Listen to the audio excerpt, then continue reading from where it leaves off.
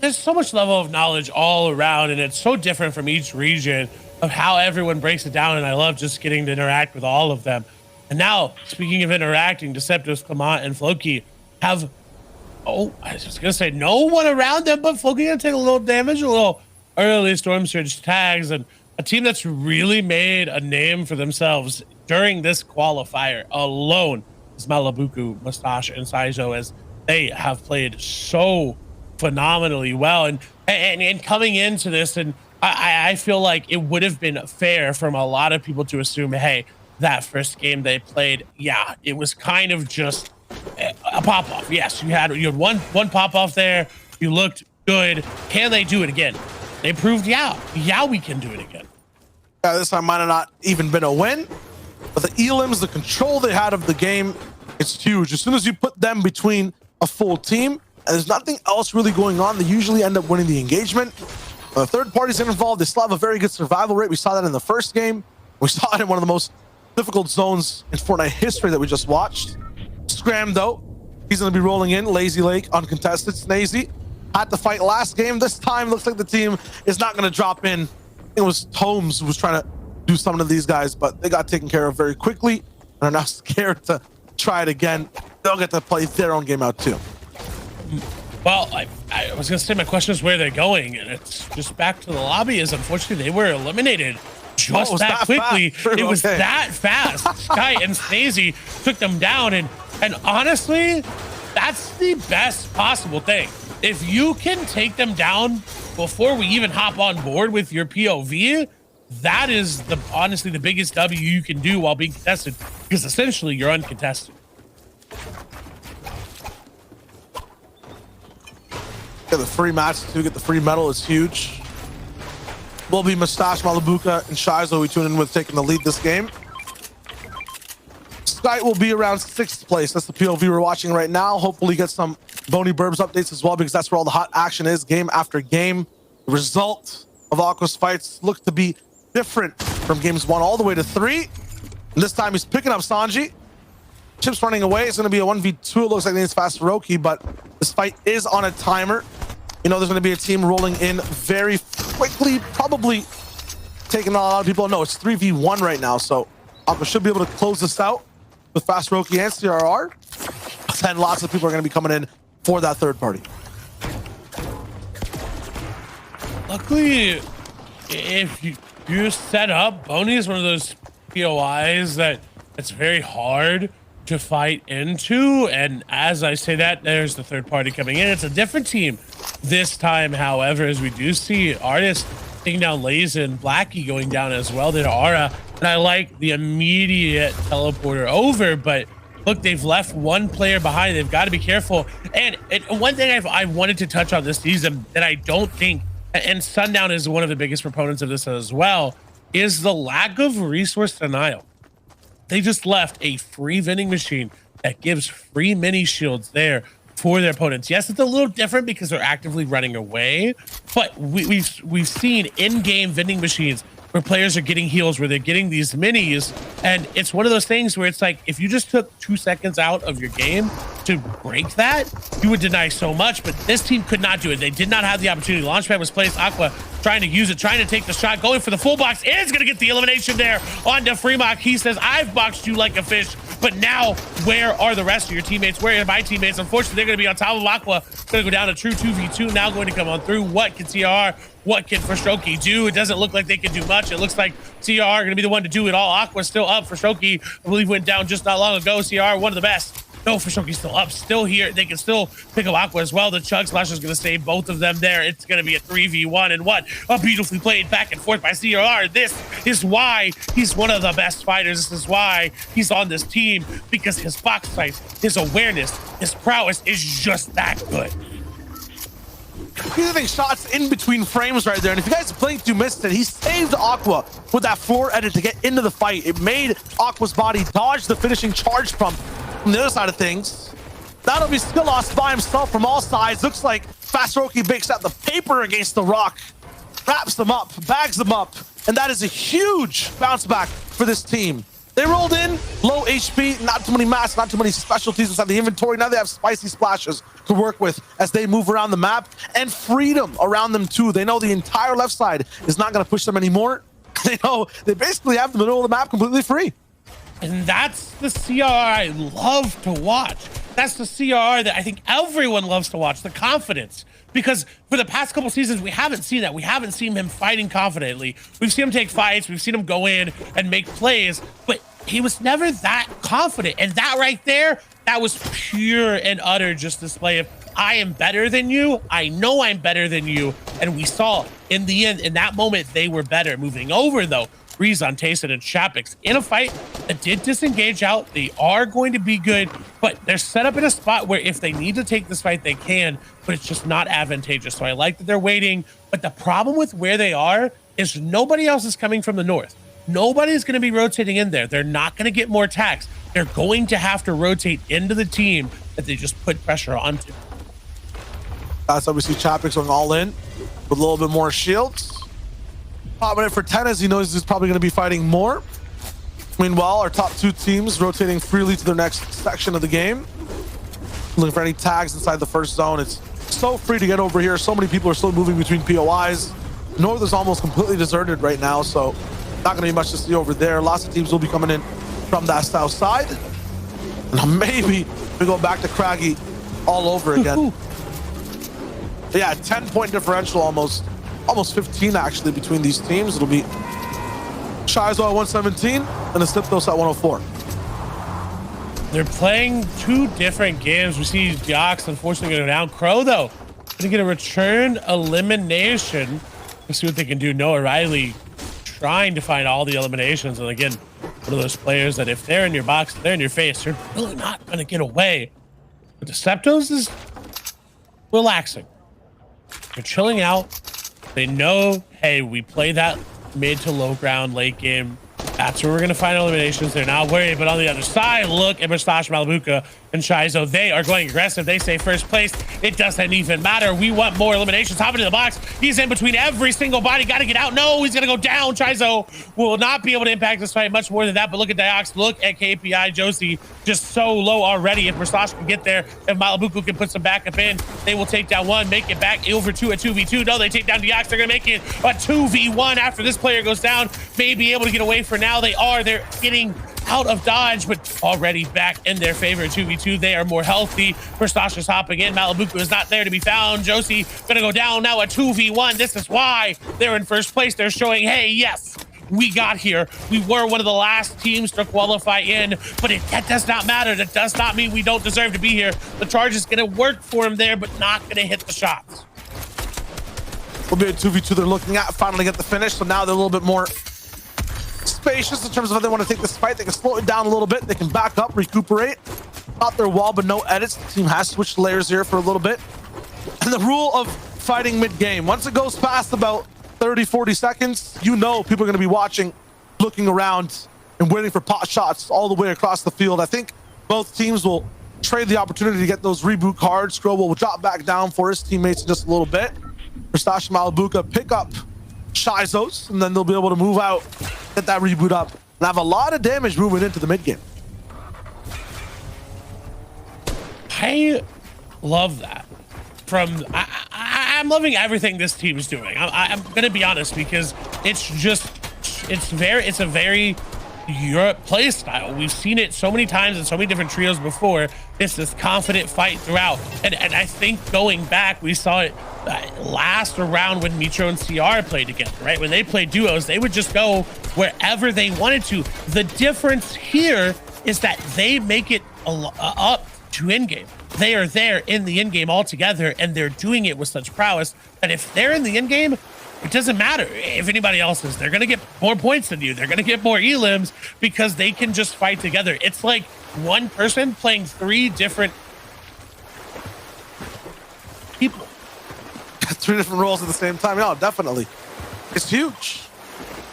I think one thing, though, for this team is that they're always kind of being pushed or pressured apart and not really responding strong enough to anything that's happening around them. The zone changes in a weird way. They can't adapt as hard as other teams like Malabuka's, like Floki Clement, Deceptos.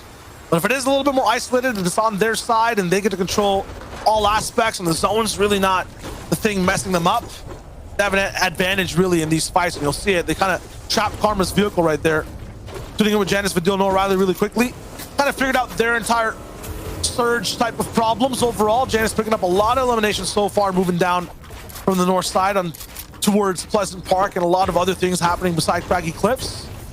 They have a good pedestal to lock back in with. I want to tune right back in with Scram though to see exactly if that fight blew up like the car would that Karma was driving in. A lot of launch pads available here too. This should be a big perspective too inside game 3. I think one of the things we always kind of gloss over is that for a lot of these teams are on the back end, right? These guys only have 24 points, Clay.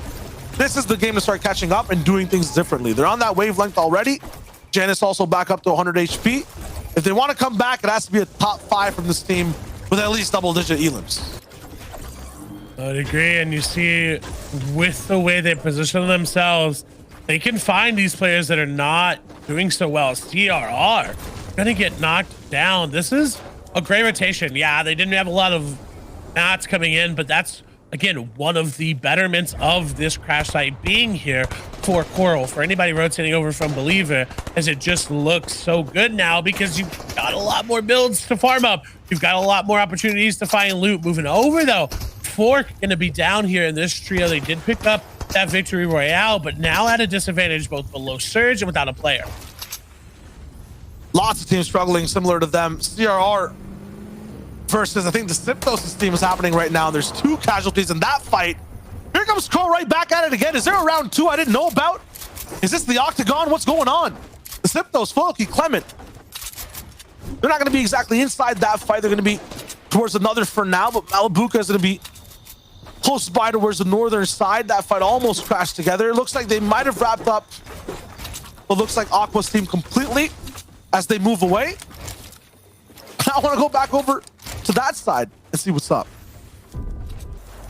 It's back and forth fights. Yes, it is continuing there. Malabuku gonna get shots there onto Josie. And again, it doesn't even matter that the zone is here. They want to fight. They want to be aggressive, now deciding to disengage. They realize, hey, it's a little bit too much of a deal. Somehow it's gonna go down to the other side of the map, just northwest of here. Janice gonna go down there to Chapix.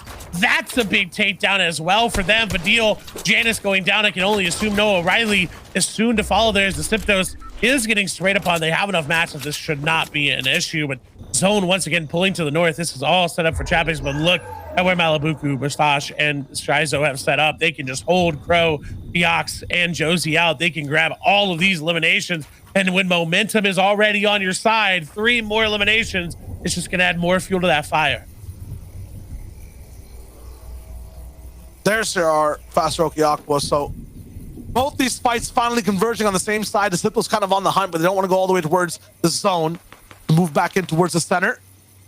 Mustache, Shizo, Malabuka do not want Pro Stru to come back inside, but you can see the challenges they're about to face. They'll have good mass the whole way through. Malabuka does spot out what looks like Fast Roki moving in towards the backside. They both see each other as these trees are falling and bills have to be placed. Hydro getting knocked. Noah Riley. It's like a 4-way fight there. I think I just saw Spam take a little knock, and they were beside Karma the last time, and Karma's taking out Podesize. So there's some crazy stuff going down towards the middle side of the zone, and then it's a survival game towards the south side. Very sneaky. Anything can just explode at any moment. Very spaced out. We see Crow's team on the minimap at the bottom right. They're all the way on the right there. Those 3 arrows kind of gotten out of the zone. They're chilling for now. I like that Malabuku went back in the zone to grab those heals up. It's just free. There's no one around you. It's really going to have any view as they take a truck. Look, it's just a free rotation. And look at that zone. This is one of those zones where, while Craggy is safe, it's not going to be for long. That half in, half out has just a very unlikely chance of pulling to it. Yet we have got so many trios there. And I think that's why, as we do see Chicky going to fall there with Jimkey, they go down 9th place out of the game. This is going to be a hard one for a lot of these trios. If they're not making their way in from Craggy now, I don't see them lasting very long. Definitely be a lot harder to move as the zone closes in. A lot of these south side rotators, the last minute ones like Malabuka, the top right perspective. If you can focus on that real quick, it'll be very tricky for them to roll in. Looks like Josie actually ends up picking apart Pinkay as he moves in. So big refresh from them. You saw how fragmented they were once Malabuka got one of those knocks inside the fight. they're going to be buffed up. It's going to be very tricky. Every decision these guys make kind of dictates how the rest of the entire server of EU has to play today. In first place, have a few elims in this game too. The more they further the lead, the harder it is for any other team to kind of stay inside that top 5. And the charge is such an interesting weapon, and we've seen both the advantages and we know the advantages of it, but we've really seen a lot more disadvantages today, especially from trios that have it still up in that last moment, right? We've seen it with Malibuku not able to hit a lot of the shots and just being out pressured there by the pump, but where they've got to go, every single person in Craggy has to move out. Tayson, Chapix, and Rezon going to be some of the first to do it. This is a great opportunity. You see already setting up, they can continue to hold, but no, they got to keep going. That zone a little bit further away than I initially thought. Snazy picking up another elimination. They need to keep going. I mean, they're what, 6th place right now? You don't want to be 6th place in this qualifier. It'll be super tough. Tidy and Tayson, both the ones who are kind of inside that top 10, inside the equation every single time. And for Tayson, when it was a Craggy, it was a top 2 overall. I mean, him, Chapix, Reason landing here, obviously, it's hometown. And they know exactly how mid-game operates inside all these zones. They also have a lot of experience winning an endgame inside some of the lower rounds overall. In the set lobby, though, Clay, this will be the ultimate test. A second chance they have now to fix the mistakes they made in game 1. All of this, right? Picking apart a position, looking to stay safe, managing the mats is fine. It's about what happens once they get towards that end game. Last time Aqua was doing a lot on height, got interrupted by the Loop Boys, and had a chance to win overall, but they couldn't against, I believe it was Malibuka in that first one, but this time it'll be a little bit more different. Aqua, Fazoki, CRR aren't really in a position to get height. That might change if we blink. Definitely. Everyone's kind of, they're playing a little bit more conservative. It will, and I want to see that from Aqua, because I've always thought one of Aqua's downfalls is their stubbornness, which is okay to have as a competitive player, but at some point you need to realize I cannot always go for high ground. And I know telling Aqua not to go for high ground is a big task. That is their play style. They've played it every single season that I've ever watched them, and it's done so well. But this season, like Levin said, you don't have to have it to win. You really don't. We've seen so much more come from low ground. And yes, while you may not win the game on low ground, if you get 2nd place with 12 elims, 5th place with 12 elims, high ground means nothing. If they get to play their game, though, they can hit those 15 plus the VR, plus the momentum of just having height. So I understand why they're trying to push it, but high ground's kind of evolved over time to be a process more so than something to just control the whole time. So we'll see if they can butt their head in maybe slightly later, the 7th to 8th zone. But as we're watching, Floki, Clement, and Siptos, these guys not going to be absolutely topped off on Surge just yet, it looks like. Nah, they're up now, 136. It's looking good, but they did have a little bit of a scare starting off this zone. Malibuka going down, fully eliminated.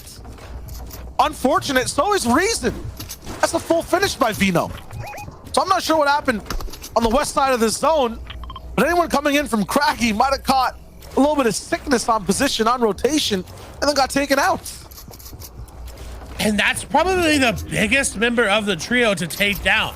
Malibuku seems to be the driving force, seems to be the one making the calls, being the aggressive one, and them being down, I really want to keep a close eye on how they're going to operate there with just Mustache and Shizo up, because I think it's going to be a little different. But look, Vino going down, Hin, Revscard, and Trulix claimed the high ground this time around, but low ground still operating well. CR, Aqua, and Fashoki not even looking for it. They're going to get Mustache. It's only going to be Shizo left there. Aqua taking down first place.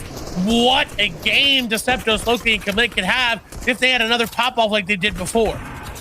17 points, I think, separate them from second all the way to first. Mustache finally taken out, but Shizo still surviving inside those builds. All these guys have to do is keep it low key. 6th zone not even moving just yet, but it seems like we're watching the 9th right now with how boxed in these teams are. Everyone's gonna breathe for a moment right now. It's gonna pull away from everybody. Not a single soul is safe. Launchpad's dropped over. This is the zone where everybody, if they have a launch pad, is looking to use it, even if they have those max materials, because right now you're pretty safe using it. But the issue with where Deceptos, Loki, and Clement are is, look, there's not a lot of free area, and if they go too high, if they soar too close to that sun, they're going to go down. And speaking of going down, Flo is trying to take down somebody there as everybody's shooting back at Flois. They're going to use that launch pad, and taking the launch pad with 25 HP, Flois really has to dodge. It's actually going to land inside of a box with somebody, may be able to get out, and I think they did just in time. Our server has to move towards the other side. Aqua going to be one of the last to move. Joe and Mongrel all the way up in the sky. Joe gets popped in the head. All his shield gone in an instant. I think that might have been Hen's beam, and he's still chasing it all the way from high ground. Trulix and Refsguard, they land first. Hen playing security guard, as now they fully get secure all the way towards the top side. Trulix will try to heal up. A big jump from Hellfire Flows and Scram. They're still rolling in. Ooh. Big harpoon to the pump shot combination. And he gets a nice elimination, now fully refreshing those materials, fully getting the damage for Surge as well. What a turn of events as Hellfire Flows and Scram find some freedom in these builds. Keeping the team's dream alive all by themselves. Says, I'll get the Surge, don't worry, just follow behind me. Helnata, though, getting tagged out from above. Want to point out that Hinge trio is one of the only 2 teams to improve their placement and number of elims in each game. Check it out right now, though, all the way on height. It is Aqua Fasroki waiting towards the top side. Shizo now by himself, the person who went down first in all these fights. He's still alive. We thought the trio was gone. From 128, they jumped to 140, and he's working it like Stacey did with Stretto. His feet clipped apart, and now box to box. He looks for the next shot. 108 with an AR spray. He makes it work. 5 elims, and he's still alive. Moving up towards the low ground. Shizo, what can you do next? This is you just making your team stress-free for the next game. Another harpoon dive, and he dodges the whole team, but not for free. Finally taken out, but man, he got so many points to keep that first place very far ahead. And just the 9 points as well from second place, who I can barely see in this game as they fall down. Look at Hen, Rescard, and Trulix on the high ground looking to find anything. Deceptos, though, elimination and defeat. They're looking for more. This is where their points start to come in. This is where their eliminations rain in. Hen trying to rain down, but Trio only 17 bullets. There's not a lot you can do. Yes, you have the harpoon. Yes, you can find more, but it's just not there. Loki's still getting a few. Deceptos now by himself. Picks apart Josie. I think he might be the last alive so far. Don't see his teammates. He's all the way in the middle of those builds. Yes, big game on height as well for Hen. They need to just come back at 17 points. It's not enough just to survive. 130 points for Deceptos. Clement's still alive on the backside somewhere. And yes, Floki did get taken out. Now Clement absolutely cut in half, even more as he drops towards 30 HP. Aqua Fast Floki been taken down, so the height retake is not there either. Deceptos has everything though, Clay, in his arsenal. The builds, the launch pads, and now the zone ticks as well. He's kind of near second height though, and he finally gets found. Down to 23 builds, has to make something work, and he's still staying on the same layer. Surviving so well, getting so many points, trying to find anything they can. Any sort of reprieve is going to pop. The big shield, no, decides against it. Is going to go just a little bit further into zone, trying to find any sort of players around his zone. Is going to continue to pull away. They take a lot of damage trying to get the pump shot, and that's going to be it. They're going to go down. They made the decision too late, but going out in 5th place, that's going to be another great game for them. And Trulix and Refsguard trying to come back into this. We talked about them being such dominant players, and hey, they have not had the game that they want to. This could be their game, taking a lot of damage onto the enemy players. They want every single elim. Joe gonna take Shadow away though. Refsguard knows, hey, we've got to drop down. We don't have to stay ultimate high ground. These are old builds. Joe now will fall down at 3v3 an ultimate test. Who is going to win it? Will it be high ground yet again, or will low ground pull something out? Will it be Dan, Loki, and Maramba? Will they be able to find something? But it just seems awkward. No, Hen is gonna go down. Dan down very low as well. Maramba trying to make something happen as Loki going for the push. Refsguard says no. Where are you pushing? Back to the lobby. You're gonna go. We'll get the siphon. Where's Maramba? What can they do? Refsguard trying to get in his zone, trying to find the last player. They do. No, it's Dan. Maramba is still somewhere there. He's still up. They got 12 elims. Position is the name of the game for Marambi, Dan, and Loki. It looks so good for Escar's team, but he snuck away a little